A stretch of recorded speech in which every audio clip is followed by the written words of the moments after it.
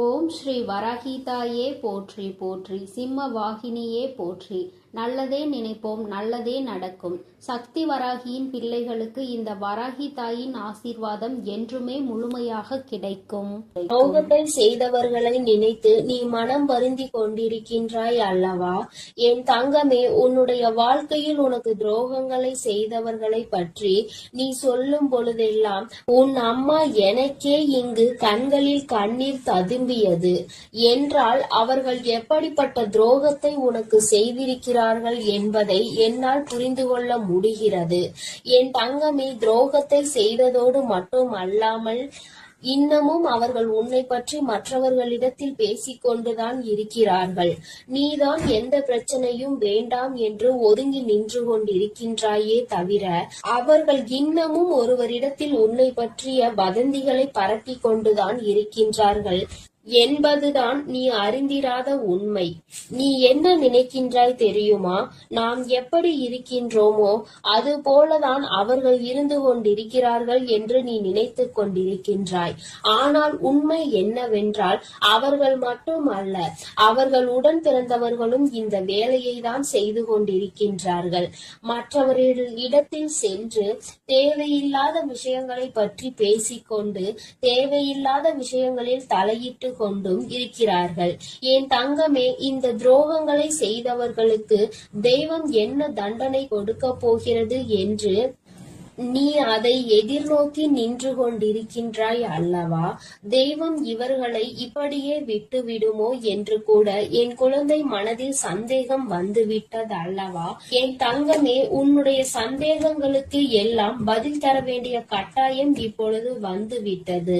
உன் அம்மா அதற்கு முன்பாக அவர்களுக்கு தண்டனை கிடைத்து விட்டது என்ற சந்தோஷமான செய்தியை சொல்வதற்காக தான் இன்று உன் தாயானவள் ஓடோடி வந்திருக்கின்ற. இந்த வராகி எப்பேற்பட்டவள் என்பது உனக்கு நன்கு அறிந்த விஷயம்தானே. உன்னுடைய தாயானவள் அத்தனை சுலபமாக யாரையும் மன்னித்து விட மாட்டாள் என்பதை என் பிள்ளை நீ நன்கு அறிந்த விஷயம்தானே. என் தங்கமே, உன்னுடைய வாழ்க்கையில் இத்தனை துரோகங்களையும் செய்துவிட்டு ஒன்றும் தெரியாதது போல இருந்து விட்டால் உன்னுடைய தாயானவள் நான் விட்டு விடுவேனா என்ன?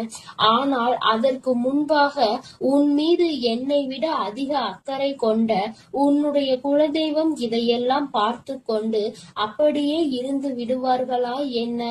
என் தங்கமே, உன்னுடைய குலதெய்வம் இன்று அவர்களுக்கான தண்டனையை வழங்கி இருக்கிறார்கள். குழந்தையே, அவர்களுக்கு கொடுத்த தண்டனை என்னவென்று கேட்டால் நிச்சயமாக என் குழந்தை நீ மகிழவும் செய்வாய். அதே நேரத்தில் உன்னுடைய நல்ல மனதிற்கு நீ வருத்தப்படவும் செய்வாய். ஏனென்றால் என் குழந்தையே, தனக்கு துரோகத்தையே செய்தவர்களுக்கு கூட நல்லதை மட்டுமே செய்ய வேண்டும் என்று நினைக்கின்ற எண்ணம் கொண்ட குழந்தை அல்லவா நீ? என் தங்கமே, உன்னுடைய எண்ணங்களினால் தான் நீ இன்னமும் இந்த வராகியின் முன்னால் நின்று கொண்டிருக்கிறாய் என்பதை இந்த நேரத்தில் நான் உனக்கு நினைவுபடுத்துகின்றேன். அதனால் உன்னுடைய இந்த நல்ல குணத்தில் இருந்து ஒரு நாளும் நீ மாறிவிடாதே. உன்னுடைய எண்ணங்கள் எப்பொழுதுமே உன்னை சுற்றி தெளிவாக இருக்க வேண்டும் என்பதை நீ புரிந்து கொள்ள வேண்டும். என் தங்கமே, ஒவ்வொரு நாளும் உன்னுடைய வாழ்க்கையில் நீ பட்ட அத்தனை அவமானங்களையும் உனக்கு தேடி கொடுத்தவர்களை இந்த தாயானவள் ஒரு கை பார்த்துவிடலாம் என்று புறப்பட்ட பொழுதுதான் நான் அங்கு நடந்த அனைத்தையும் தெரிந்து கொண்டேன். நான் தெரிந்து கொண்ட விஷயம் என்ன தெரியுமா? உன்னுடைய குலதெய்வம் அவர்களை சந்திக்க சென்றிருக்கிறார்கள் என்பதுதான். அவர்களினுடைய குடும்பத்தின் நிலையையும் நான் அப்பொழுதுதான் புரிந்து கொண்டேன். எல்லோருமே ஏதோ ஒரு வாழ்க்கையை வாழ்ந்து கொண்டிருக்கின்றார்களே தவிர யாருக்குமே மனதில் நிம்மதி இல்லை. அதற்கு காரணம் என்னவென்று நானும் ஆராய்ந்து பார்த்தேன். நாம் அல்லவா அவர்களுக்கு தண்டனையை கொடுக்க வேண்டும் என்று புறப்பட்டு வந்தோம். இங்கே வந்து பார்த்தால் அவர்கள் ஏற்கனவே தண்டனையை பெற்று வாழ்க்கையில் நல்ல நிலையில் இல்லாமல் வேதனைப்பட்டு கொண்டிருக்கிறார்களே என்று எனக்கு தோன்றியது. உடனே இது யாரால் கொடுக்கப்பட்டது, எதனால் நடந்தது என்று நான் தெரிய முயற்சி செய்யும் பொழுதுதான் உன்னுடைய குலதெய்வத்தினை நான் எதிரில் கண்டேன். அவர்கள் என்னிடம் சொன்ன அந்த விஷயங்களை தான் நான் இப்பொழுது உன்னிடம் சொல்லிக் கொண்டு இருக்கின்றேன். என் தங்கமே, இப்பொழுது அவர்கள் சொன்ன விஷயத்தை நான் உனக்கு சொல்கிறேன், கவனமாக கேள். அவர்கள் மனவேதனை அடைந்து இதனை என்னிடத்தில் பகிர்ந்து கொண்டார்கள். என்னிடத்தில் அவர்கள் சொன்ன விஷயத்தை நான் உன்னிடத்தில் அப்படியே சொல்லிவிடுகின்றேன். இந்த வராகி ஒரு நாளும் தேவையில்லாத எந்த விஷயங்களையும் உன்னிடத்தில் சொல்ல மாட்டாள் என்று நம்பினால் மட்டும் என் பிள்ளையே, நீ இதனை முழுமையாக கேட்க வேண்டும். அப்பொழுதுதான் இந்த வார்த்தைகளினுடைய அர்த்தங்களும் உணர்வுகளும் உன்னை வந்து சேரும் என்பதை நீ மறந்து விடாதே. என் தங்கமே, உன் குலதெய்வம் என்னிடத்தில் சொன்ன வார்த்தைகள் என்ன தெரியுமா? அவர்கள் உனக்கு ஏற்பட்ட துரோகங்களை கண்டு கொண்டிருந்தார்களாம். எந்த எல்லைக்குதான் இவர்கள் செல்வார்கள் என்று அவர்களும் எதிர்பார்த்து நின்று கொண்டிருந்த நேரத்தில்தான் இவர்களின் ஆட்டம் ஒரு எல்லையை மீறி சென்று கொண்டிருந்தது. அவர்கள் மனம் வேதனை அடைந்து விட்டார்கள். மனவேதனையின் உச்சம் அவர்களை தண்டித்து விட வேண்டும் என்கின்ற அளவிற்கு கோபம் வந்துவிட்டது. ஒருவராக இருந்தால் பரவாயில்லை, ஒட்டுமொத்த குடும்பத்தோடு சேர்ந்து ஒரே ஒருவருக்கு துரோகத்தை செய்து அவரை பழிவாங்க வேண்டும் என்று நினைப்பது எத்தனை பெரிய தவறு! அது அவர்களினுடைய பிள்ளை. என்னுடைய பிள்ளை வாழ்க்கையில் ஒரு நாளும் யாருக்கும் எந்த துரோகத்தையும் செய்ய நினைக்காத பிள்ளை தன்னிடத்தில் வேண்டும் என்று யாரேனும் கையேந்தி விட்டால் தனக்கு இல்லை என்றாலும் கூட எடுத்து கொடுத்து விட்டு செல்லக்கூடிய பிள்ளை. அப்பேற்பட்ட ஒரு பிள்ளைக்கு இவர்கள் காலம் காலமாக ஓடி ஓடி செய்து கொண்டிருக்கின்ற துரோகங்களை கண்டு இந்த அம்மாவின் மனம் பதைத்து விட்டது என்று உன்னுடைய குலதெய்வம் என்னிடத்தில் சொன்னார்கள். உன்னுடைய துரோகிகளினுடைய மனதில் அந்த எண்ணங்கள் அடங்குவதாக தெரியவில்லை. அதனால் உடனடியாக இவர்களுக்கு தண்டனையை கொடுத்துவிட வேண்டும் என்று முடிவு செய்து அவர்கள் கொடுத்த தண்டனை என்ன தெரியுமா? அவர்களின் மீது இருந்த உன்னுடைய குலதெய்வத்தின் பார்வை திரும்பி விட்டது. இனிமேல் அவர்களின் மீது உன்னுடைய குலதெய்வத்தின் பார்வை ஒருபோதும் செல்லாது.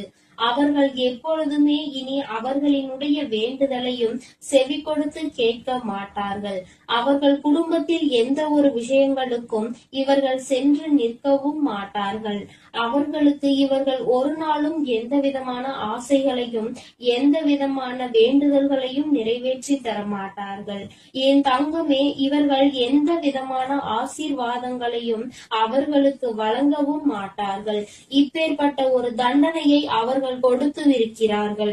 அதாவது அவர்களுக்கு தெரியாத ஒரு விஷயம். கோவிலுக்கு வருவார்கள், தெய்வத்தை வணங்குவார்கள், செல்வார்கள். ஆனால் தெய்வத்தினுடைய அருளும் அன்பும் அவர்களுக்கு கிடைக்கவில்லை என்பதை அவர்கள் ஒரு நாளும் உணரப் போவதில்லை. வெறும் வார்த்தையாக மட்டும்தான் தெய்வத்தை வணங்கி கொண்டிருக்கிறார்கள். உன் குலதெய்வத்தினுடைய அன்பினை இனி ஒரு நாளும் அவர்கள் பெற்றுவிட முடியாது. எந்த ஒரு சூழ்நிலையிலும் ஒரு குலத்தினை காக்கின்ற தெய்வத்தின் முன்னால் சண்டையிடக் கூடாது என்று தெரியாத இந்த பிள்ளைகள் வாழ்க்கையில் இனி நான் எந்த விஷயத்தையும் செய்து கொடுக்க போவது கிடையாது என்று உன்னுடைய குலதெய்வம் மனவேதனைப்பட்டார்கள். இப்படிப்பட்ட தண்டனையை அவர்களுக்கு கொடுத்து விட்ட பிறகு இனிமேலும் இவர்கள் வாழ்க்கையில் அனுபவிப்பதற்கு என்று வேறு எதுவும் இல்லை. என் தங்கமே, அதனால் உன்னுடைய குலதெய்வம் கொடுத்த தண்டனையை அதிகம் என்பதை நீ புரிந்து கொண்டு உன் அம்மா நான் திரும்பி வந்து விட்டேன். என் தங்கமே, அவர்கள் வாழ்க்கையில் ஒவ்வொரு விதமான கஷ்டங்களையும் அனுபவிக்கிறார்கள். ஒவ்வொரு விதமான சூழ்நிலைகளும் அவர்களை காயப்படுத்தி கஷ்டப்படுத்தி கொண்டுதான் இருக்கிறது. ஆனால் அவர்கள் எதையுமே வெளியில் சொல்வதில்லை. அப்படியே மறைத்து வைத்து வெளியில் சொன்னால் எங்கே நாம் செய்த தவறினால் நமக்கு கடவுள் கொடுத்த தண்டனை என்று சொல்லி விடுவார்களோ என்று நினைத்து சொல்லாமல் இருக்கிறார்கள். மாறாக அவர்கள் ஏன் என்றால் மற்றவர்களை பார்த்து இதே வார்த்தையை சொல்லி இருக்கிறார்கள் அல்லவா? ஒருவருக்கு ஏதேனும் பிரச்சனைகள் வந்து விட்டால் தெய்வம் தண்டனை கொடுத்து விட்டது என்கின்ற வார்த்தையை எளிதாக பிரயோகித்தார்கள். இன்று அதே வார்த்தை நம் பக்கம் திரும்பும் என்ற பயம் அவர்களுக்கு இருக்கிறது. என் பிள்ளையே, ஒரு விஷயத்தை தெளிவாக புரிந்து கொள்ள வேண்டும். தெய்வம் ஒரு நாளும் தன்னுடைய குழந்தைகளை தண்டிக்காது. அவர்களுக்கு திருந்துவதற்கான வாய்ப்புகளை தான் கொடுப்பார்கள். அதையும் மீறி ஒரு குழந்தைக்கு தெய்வத்திடம் இருந்து தண்டனை கிடைக்கிறது என்றால் அவர்கள் வாழ்வதற்கே தகுதியற்றவர்கள் என்பதை புரிந்து கொள்ள வேண்டும்.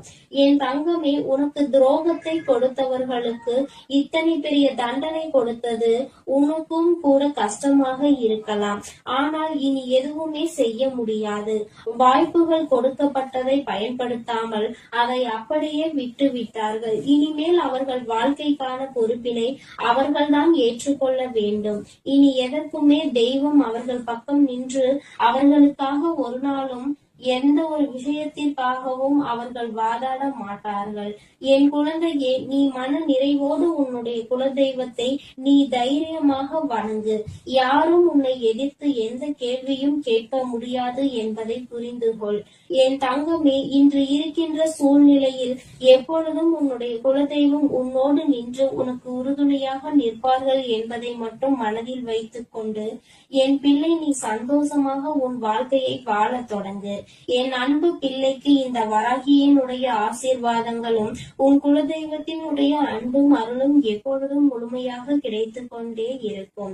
என் தங்கமே, அதனால் நீ எதற்காகவும் கலங்காதே, எதை நினைத்தும் வருந்தாதே. நீ நல்லதையே நினைத்தால் உன் வாழ்வில் எல்லாம் உனக்கு நல்லதாக மட்டுமே நடக்கும். என் தங்க பிள்ளையே, இன்று உன் குலதெய்வம் உனக்கு சந்தோஷமான ஒரு செய்தியை தான் கொண்டு வந்திருக்கின்றேன். என் தங்கமே, உன்னை முடக்க வேண்டும் என்று பல முயற்சிகளை செய்து இன்று இந்த தாயானவளின் கட்டுக்குள் சிலர் வந்திருக்கின்றார்கள். என் பிள்ளை, அப்படியே என்னுடைய கட்டுக்குள் வந்தவர்கள் யார் என்பதை தெரிந்து கொண்டால் நிச்சயமாக நீ மனமகிழ்ச்சி அடையத்தானே செய்வாய். அந்த மனமகிழ்ச்சியை உன்னிடத்தில் இருந்து காண்பதற்காக தான் இன்று உன்னுடைய தாயானவள் உன்னை காண வந்திருக்கின்றேன். என் தங்கமே, உன்னுடைய வாழ்க்கையில் உன்னை சுற்றி சூழ்ச்சிகள் பலவிதமாக நடந்தது. சிலர் உன்னை பார்த்து பொறாமை கொண்டார்கள், சிலர் உன் மீது கண் திருஷ்டியினை வைத்தார்கள். ஆனால் ஒரு சிலர் உன்னை முடக்கி அழிக்க வேண்டும் என்று நினைத்தார்கள். அவர்களுக்கு உன்னை கண்டாலே நீ இன்னமும் இருந்து கொண்டிருக்கிறாயே என்பது போன்ற ஒரு எண்ணம்.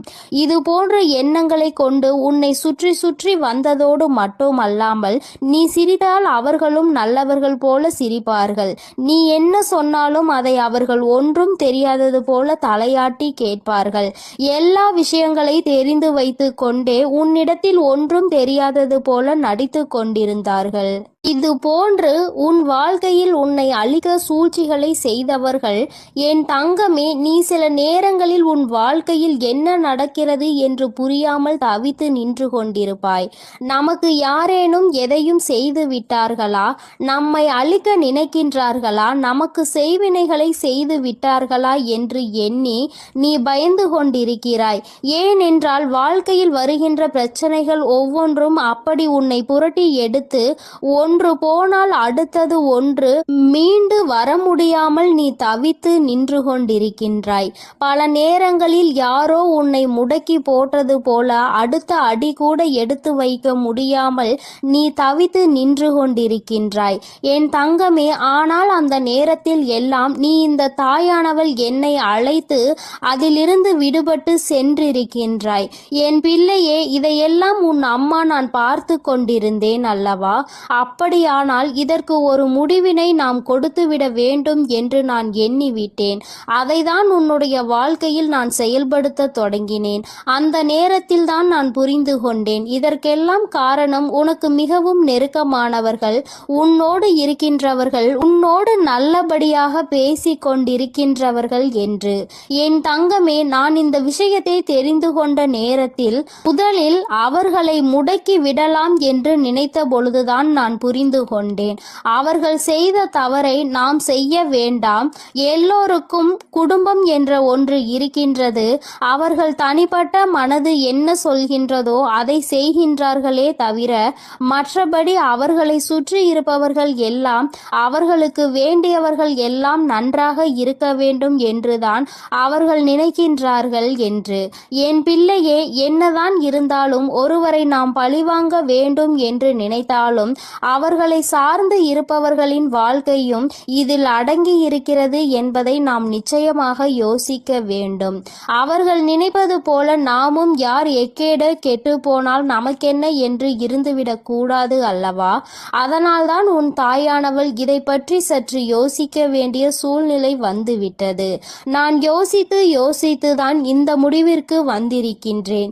என் தங்கமே, அவர்கள் செய்த சூழ்ச்சி, அவர்கள் உன்னை முடக்க நினைத்தது, இதற்கெல்லாம் அவர்களுக்கு தனிப்பட்ட முறையில் தண்டனை கிடைக்க வேண்டியது கட்டாயமாக்கப்பட்டிருக்கின்றது. இந்த தண்டனையை அவர்கள் அனுபவிக்க வேண்டி இருப்பதனால் இந்த தாயானவள் அவர்களை முதலில் என்னுடைய கட்டுக்குள் கொண்டு வந்து விட்டேன். அப்படியானால் இப்பொழுது அவர்கள் என்னுடைய கட்டுப்பாட்டிற்குள் வந்து விட்டார்கள். என்னுடைய கட்டுப்பாட்டிற்குள் வந்த பிறகு அவர்களின் மனநிலையில் நிச்சயமாக மாற்றங்கள் வந்துவிடும். அவர்கள் செய்தது எல்லாம் எத்தனை பெரிய தவறு என்பதை அவர்கள் புரிந்து கொள்ள தொடங்கிவிட்டார்கள். இனிமேல் உன் பக்கமே திரும்பி பார்க்க கூடாது என்பதையும் அவர்கள் புரிந்து கொள்ள தொடங்கிவிட்டார்கள். என் தங்கமே, நீ நினைப்பது போல் அல்ல. பல மாற்றங்கள் அவர்களுக்குள் ஏற்பட்டிருக்கிறது. ஆனால் ஒன்று மட்டும் நிஜம், அவர்கள் உன்னுடைய வாழ்க்கையை அழிக்க நினைத்ததை நினைத்து இப்பொழுது சந்தோஷப்படுகின்றார்கள்.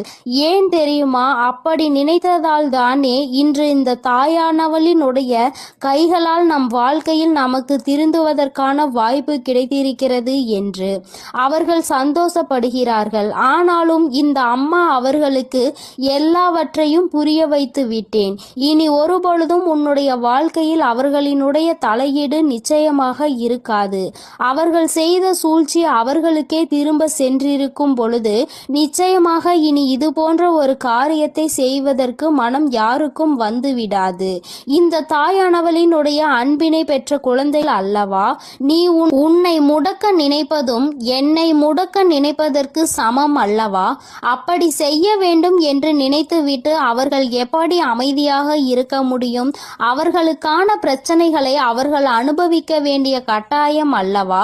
என் தங்கமே, இன்று அவர்கள் தான் நினைத்ததை சாதித்து விட்டது போல ஒரு உணர்வினை கொண்டு வந்தார்கள். அந்த உணர்வை அவர்களுக்குள் இருந்து எடுத்து அவர்கள் செய்தது எத்தனை பெரிய தவறு என்பதனை அவர்களுக்கு நான் உணர்த்தி விட்டேன்.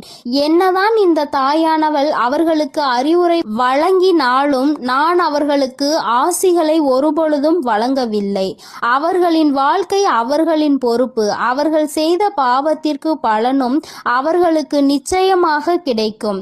என் பிள்ளையாக அவர்கள் திருந்து விட்டார்கள் என்றால் இனி வாழ்க்கையில் அவர்களுக்கு நல்லது நடக்கும். மீண்டும் மீண்டும் அதே தவறை தான் செய்வார்கள் என்றால் இந்த வாழ்க்கையே அவர்களை அழித்துவிடும் என்பதில் எந்த ஒரு மாற்று கருத்தும் கிடையாது.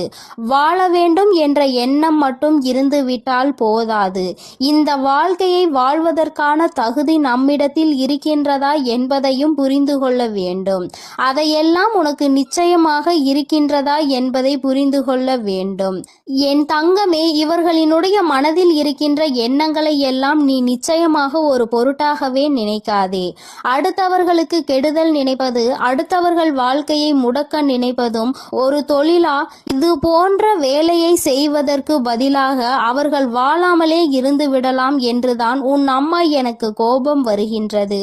என் தங்கமே, இருந்தாலும் இவர்களை சார்ந்தவர்கள் எந்த கஷ்டமும் படக்கூடாது. இவர்கள் செய்த தவறுக்கு இவர்களின் சந்ததிகள் என்ன செய்வார்கள்? ஆனாலும் இவர்கள் செய்த பாவம் அவர்களை துரத்துவதை யாராலும் நிறுத்த முடியாது. அந்த பாவத்தை நாம் தூக்கி சுமக்க வேண்டாம் என்றுதான் அம்மா சொல்கின்றேன். என் தங்கமே, நீயும் அவர்களுக்கு ஒரு விஷயத்தை செய்யும் பொழுது அது அவர்கள் குடும்பத்தை பாதிக்கிறது என்றால் அந்த பாவம் உன்னை வந்து சேர்ந்துவிடும் அல்லவா? என் தங்கமே, அவர்கள் மிகவும் நல்லவர்களாக இருக்கலாம் அல்லவா? அதனால் என் பிள்ளையே, நீ யாரையும் வஞ்சிக்காதே. யார் மனதையும் நோகடிக்கும்படி நீ பேசி விடாதே. அவரவர்கள் செய்வதற்கான பலன்களை அவரவர்கள் அனுபவிப்பார்கள். அவரவர்கள் வாழ்க்கையில் என்ன நடக்கின்றதோ அதற்கு அவர்களே பொறுப்பெடுத்துக் கொள்வார்கள். உன் வாழ்க்கையில் உனக்கு அவர்கள் செய்ததற்கான பொறுப்பினை நான் எடுத்துக் கொள்கின்றேன். என் தங்கமே, அவர்களை திருத்தி நல்வழிப்படுத்த வேண்டியது என்னுடைய பொறுப்பு. என்னுடைய கட்டுக்குள் இன்று வந்து நின்று கண்ணீர் சிந்திக் கொண்டிருக்கின்றார்கள். அவர்கள் செய்த செய்த தவறை எண்ணி என்னிடத்தில் வருந்திக் கொண்டிருக்கின்றார்கள். அம்மா, அவர்களை காப்பது நீ என்று தெரிந்திருந்தால் நான் நிச்சயமாக இது போன்ற தவறுகளை எல்லாம் செய்திருக்க மாட்டேன். தெய்வம் அவர்களுக்கு துணை நிற்கும் என்பதை அந்த நேரத்தில் நான் அறியவில்லை. இப்பொழுது எல்லா தவறையும் உணர்ந்து விட்டேன். இனி தெய்வத்தின் மீது எனக்கு நம்பிக்கை வந்துவிட்டது. தெய்வத்தின் மீதான பயமும் எனக்கு வந்துவிட்டது. அதனால் எந்த ஒரு தீங்கினையும் இனி ஒரு நாளும் செய்ய மாட்டேன் என்று அவர்கள் மனம் வருந்தி மன்னிப்பினை கேட்டு விட்டார்கள். என் தங்கமே, இனி ஒரு நாளும் நீ இதனை நினைத்து மனம் கலங்க வேண்டாம். இனி உன்னுடைய வாழ்க்கையில் எல்லாமே நீ நினைத்தது போல நடக்கும்.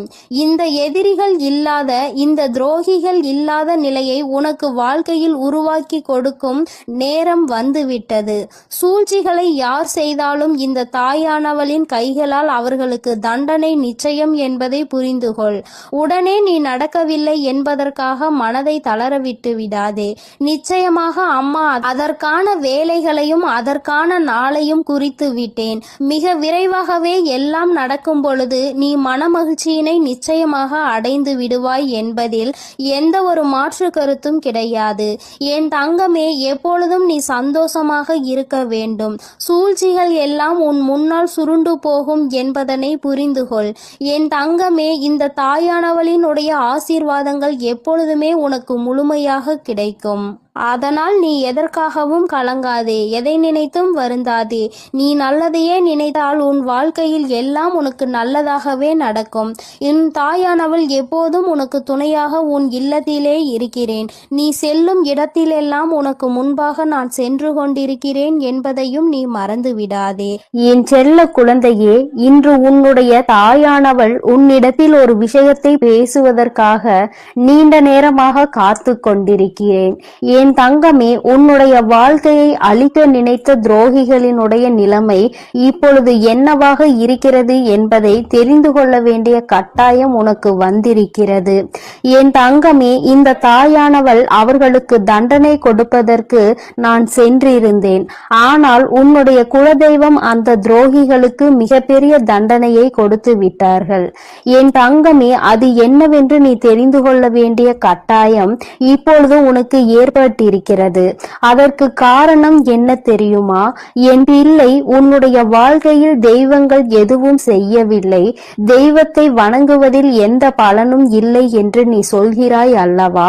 நீ அதிலிருந்து தெளிவு பெற வேண்டும் அல்லவா? நீ உன் வாழ்க்கையில் தெய்வத்தை எந்த இடத்தில் வைத்திருக்கிறாய்? தெய்வம் உன்னை எந்த இடத்தில் வைத்து உனக்கு நல்லது செய்து கொண்டிருக்கிறார்கள் என்பதை நீ புரிந்து கொள்ள வேண்டும் என்பதற்காக தான் அம்மா இப்பொழுது உன்னிடத்தில் பேசிக் கொண்டிருக்கிறேன்.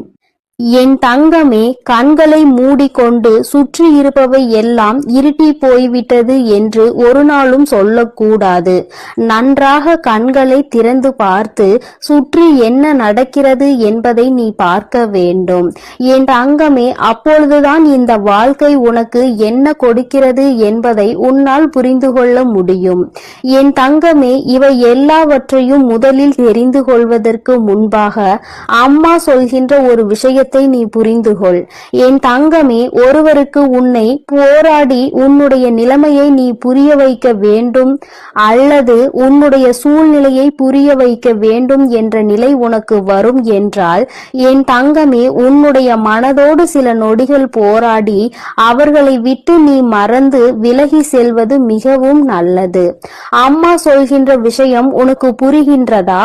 நான் உனக்கு இன்னமும் தெளிவாக சொல்ல வேண்டும் என்றால், என் தங்கமே, ஒருவரை நீ உயிராக நினைத்திருக்கிறாய். ஆனால் அவர்கள் உன் மீது தேவையில்லாமல் சந்தேகம் கொள்கிறார்கள் என்றால், என் தங்கமே, அதை பல முறை நீ புரிய வைக்க முயற்சி செய்தும் பலனளிக்கவில்லை என்றால், அந்த நேரத்தில் நீ சொல்ல வேண்டிய விஷயம் உண்மையான அன்பு என்றால் நிச்சயமாக நீ சொல்கின்ற விஷயம் புரிந்துவிடும். என் தங்கமே, அப்படி அந்த விஷயம் நீ எத்தனை முறை மன்ற மன்றாடினாலும் எத்தனை போராட்டங்களை நடத்தினாலும் அவர்களுக்கு அது புரிவது இல்லை. அதனால் அந்த இடத்தில் நீ உன்னை நிரூபிப்பதற்கு பதிலாக உன்னுடைய மனதோடு சில நொடிகள் போராடி இது போன்ற வாழ்க்கை உனக்கு தேவையில்லை, இதை மறந்துவிடலாம் என்ற தைரியத்தை பெற்று விலகிவிடுவது மிகவும் நல்லது. என் பிள்ளையே, அம்மா சொல்வது இன்று வேண்டுமானால் உனக்கு கஷ்டமாக இருக்கலாம். அது எப்படி என்னுடைய வாழ்க்கையை நான் விட முடியும்? என்னதான் நினைத்தாலும் என்னதான் செய்தாலும் அவர்களை விட்டு ஒருபொழுதும் நான் விலக மாட்டேன் என்று நீ சொல்லலாம். ஆனால் என் தங்கமே, உண்மை என்னவென்று நீ புரிந்து கொள்ள வேண்டும் அல்லவா? என் தங்கமே, உன்னுடைய வாழ்க்கைதான், நான் இல்லை என்று சொல்லவில்லை. என்னாலும் போராடி கொண்டே ஒரு வாழ்க்கையை எப்படி உன்னால் கடந்து செல்ல முடியும்? என் தங்கமே, இதையெல்லாம் நீ புரிந்து கொள்ள வேண்டும். இந்த வாழ்க்கையில் இதையெல்லாம் நீ கட்டாயமாக தெரிந்து கொள்ள வேண்டும். எல்லாவற்றையும் கடந்து நீ வாழ வேண்டும். ஓரிடத்திலேயே முடங்கி கிடக்க கூடாது. ஒருவருக்காக உன்னுடைய ஒட்டுமொத்த வாழ்க்கையையும் நீ வீணடித்து விடக் கூடாது என்றுதான் அம்மா உனக்கு சொல்கிறேன். சரி, இதை நீ புரிந்து கொண்டால் உனக்கு நல்லது. என் தங்கமே, இப்பொழுது நான் உன் வாழ்க்கையில் உனக்கு துரோகங்களை செய்தவர்களின் நிலை என்னவாக இருக்கிறது என்றும் உனக்கு சொல்கிறேன். அதனை நீ கேள். உன்னுடைய குலதெய்வம் அவர்களுக்கு என்ன தண்டனை கொடுத்தார்கள் என்பதையும் சொல்கிறேன். என் தங்கமே, உனக்கு காயங்களை கொடுத்தவர்கள் உனக்கு மிகவும் நெருக்கமானவர்கள், உன்னுடைய குடும்பத்தில் ஒருவர். என் தங்கமே, உன்னுடைய குலதெய்வம் முன் வந்து அவர்களுக்கு தண்டனை கொடுத்ததற்கு காரணம் அவர்களும் அவரினுடைய குலப்பிள்ளை அல்லவா? தன்னுடைய பிள்ளைகள் நல்லது செய்தால் சந்தோஷப்படுபவர்கள் தன்னுடைய பிள்ளை தவறு செய்தாலும் அதனை நிச்சயமாக தட்டி கேட்டு விடுவார்கள் என்பதில் எந்த ஒரு மாற்றமும் கிடையாது. என் தங்கமே, இப்பொழுது உன் வாழ்க்கையில் அதுதான் நடந்திருக்கிறது. உன்னுடைய குலதெய்வம் அவர்களுக்கு கொடுத்திருக்கிற தண்டனை எதிரிக்கு கூட வரக்கூடாது என்று நான் சொல்லி முடித்ததும் நீ நிச்சயமாக நினைப்பாய். ஏனென்றால் அவர்களுக்கு கொடுத்த தண்டனை அப்பேற்பட்ட தண்டனை. என் தங்கமே, குலத்தில் இருந்து கொண்டு எல்லோருமே ஒரே உறவாக இருந்து கொண்டு தன்னுடைய குலத்தில் இருக்கின்ற மற்றவர்களுக்கு காயத்தை கொடுப்பது நியாயமற்றது. இதையெல்லாம் கேட்பதற்கு யாரும் இல்லை என்று அவர்கள் நினைத்து விட்டார்களா? இந்த குலதெய்வம் எதற்காக இருக்கின்றார்கள் என்பதை புரிந்து கொள்ளாமல் அவர்களினுடைய ஆட்டம் அதிகமாகி விட்டது. இந்த ஆட்டத்தை நான் இப்பொழுது நிறுத்தவில்லை என்றால் இனி அவர்களை யாராலும் கட்டுப்படுத்த முடியாது. இதற்கு இவர்களுக்கு நான் கொடுக்கக்கூடிய தண்டனை அவர்கள் காலத்திற்கும் மறக்க முடியாத தண்டனையாக இருக்க வேண்டும். அதற்காக அவர்கள் செய்த விஷயம் என்ன தெரியுமா? அங்கே அவர்கள் உன்னுடைய துரோகியாக இருப்பவர்களுக்கு கொடுத்த தண்டனை அவர்கள் எப்பொழுது வேண்டுமானாலும் குலதெய்வத்தின் சன்னதிக்கு வரலாம், குலதெய்வத்தை வணங்கலாம், குலதெய்வத்திடம் என்ன வேண்டுமானாலும் கேட்கலாம். உன்னுடைய குலதெய்வம் ஒருபொழுதும் அவர்களினுடைய வேண்டுதல்களை செவி கொடுத்து கேட்க மாட்டார்கள். இவர்கள் என்ன சொல்ல வருகிறார்கள் என்பதை கூட திரும்பி பார்க்க மாட்டார்கள். அவர்களின் கண்ணீரை துடைக்க ஒரு நாளும் வரமாட்டார்கள். இப்படி ஒரு பிள்ளை தனக்கு இருந்ததையே அவர்கள் மறந்து விட்டார்கள். அவர்கள் முன்னால் வந்து நின்றால் கூட அவர்களால் குலதெய்வத்தால் அவர்களை உணர முடியாது. அந்த அளவிற்கு அவர்களுக்கு தண்டனையை அவர்கள் கொடுத்து விட்டார்கள். குலதெய்வம் கொடுத்த தண்டனை தன்னுடைய குலப்பிள்ளை என்ற அந்தஸ்தை தன்னிடம் இருந்து அவர்கள் பறித்து விட்டார்கள். நீ இனிமேல் என்னுடைய குழந்தை இல்லை, நான் உன்னுடைய குலதெய்வம் இல்லை என்று சொல்லி அவர்களுக்கு மிகப்பெரிய தண்டனையை கொடுத்து விட்டார்கள். என் தங்கமே, இப்பொழுது நீ நினைக்கலாம், அம்மா இவர்களுக்கு இந்த தண்டனையை குலதெய்வம் கொடுக்கிறார் என்பதை இவர்கள் எப்படி புரிந்து கொள்வார்கள், இதனை எப்படி அவர்கள் உணர்ந்து கொள்வார்கள் என்று நீ நினைக்கிறாய் அல்லவா? நிச்சயமாக ஒரு நாள் அவர்கள் புரிந்து கொள்வார்கள். எப்பொழுது தெரியுமா? வாழ்க்கையில் அதிக அடிபட்டு வாழ்க்கையில் மிகுந்த வேதனைப்பட்டு இனிமேல் எதுவுமே இல்லை என்கின்ற நிலை வந்துவிடும் வந்துவிட்ட பிறகு அவர்கள் இதனை புரிந்து கொள்வார்கள். அப்பொழுது அவர்கள் தன்னுடைய ஜாதகத்தை எடுத்து கொண்டு போய் ஜோசியரிடம் சென்று பார்ப்பார்கள். அன்று அங்கு கிடைக்க போகின்ற பதில் என்ன தெரியுமா? உன்னுடைய வாழ்க்கையில் உன்னுடைய குலதெய்வம் உன்னை காக்க நிற்கவில்லை. நீ உன்னுடைய குலதெய்வத்திடம் இருந்து ஒதுங்கி வைக்கப்பட்டிருக்கிறாய். நீ செய்த பாவங்கள் எல்லாம் உன்னை துரத்தி அடித்து கொண்டிருக்கிறது. அதனால் உன் குலதெய்வம் உனக்கு கொடுத்த தண்டனையில் இருந்து உன்னால் ஒருபொழுதும் தப்ப முடியாது. ஒருவேளை நீ மனம் திருந்தி விட்டாயானால் இனிமேல் யாருக்கும் எந்த தவறுகளும் செய்ய மாட்டாய் என்றால் உன்னை மன்னிக்க வேண்டியது உன்னுடைய குலதெய்வம்தான்.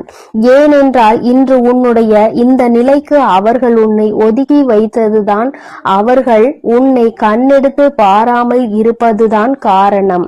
அதனால் அவர்களின் காலடிதான் உனக்கு நிரந்தரமான தீர்வு என்பதை அவர்கள் புரிய வைப்பார்கள்.